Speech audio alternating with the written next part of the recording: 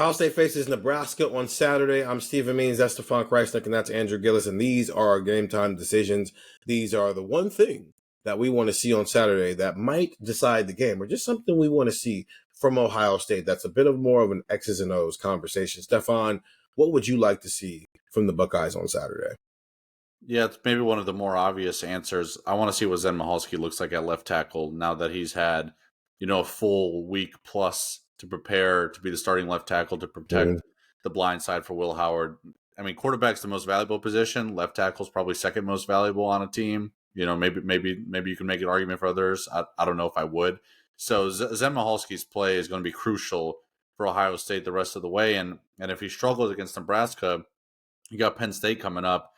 You're probably going to have to make some changes and maybe shift some things drastically on your offensive line.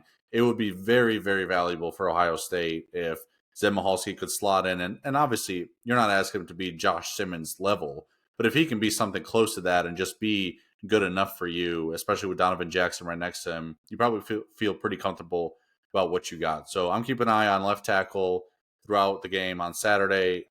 Nebraska's got a decent defensive line. They could maybe throw some things at him and see how he handles it. It's probably one of the biggest storylines going into this game. Yeah, I want to see how many different options they try out in that secondary, assuming Lathan Ransom is not going to play for the next couple of weeks here.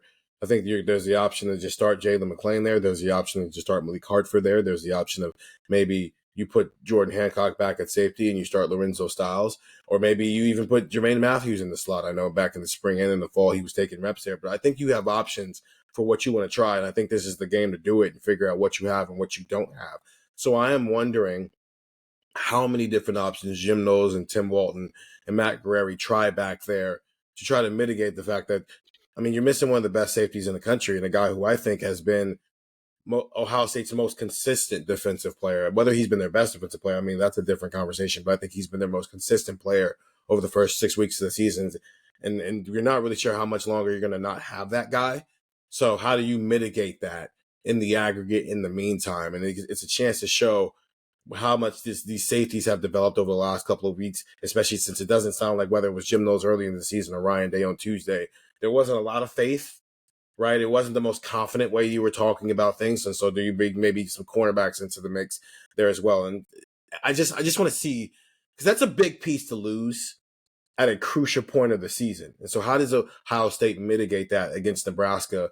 And what does it say if you do not have Lathan Ransom for a long extended period of time here? Andrew, what do you want to see from Ohio State? I want to see a diversification of defensive fronts and different looks that we have seen this defense throughout this year. So what does that look like? Again, we could make this video and we could make this part 45 minutes and we could go through. We will not be doing that. No, Steven's right. But we will, we can be looking at a lot of different things that Ohio State can do, but I want to see what those are. And first off, I want to see it happen. That's the first step. I don't want to see just your typical 4-down lineman, let's go get the quarterback, and that's the end of it. I understand if you're getting pressure with 4, but I think you need to start working that, right? Ryan Day talked about that this week. They need to get more pressure on the quarterback.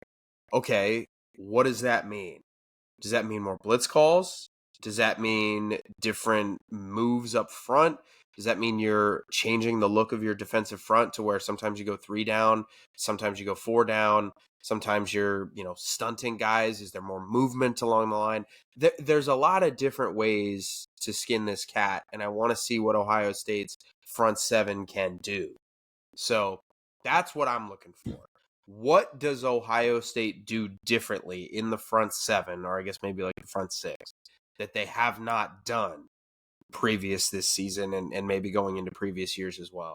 How do you get pressure on Dylan Raiola without just saying Jack Sawyer, JT Tuimoloau, Tyler Williams, Ty Hamilton, go beat the guy in front of you? What are you doing to actively draw up pressure, to create your own pressure, rather than just let your players go create their own pressure because they beat the guy in front of them? How are you scheming that up? That's what I'm looking for.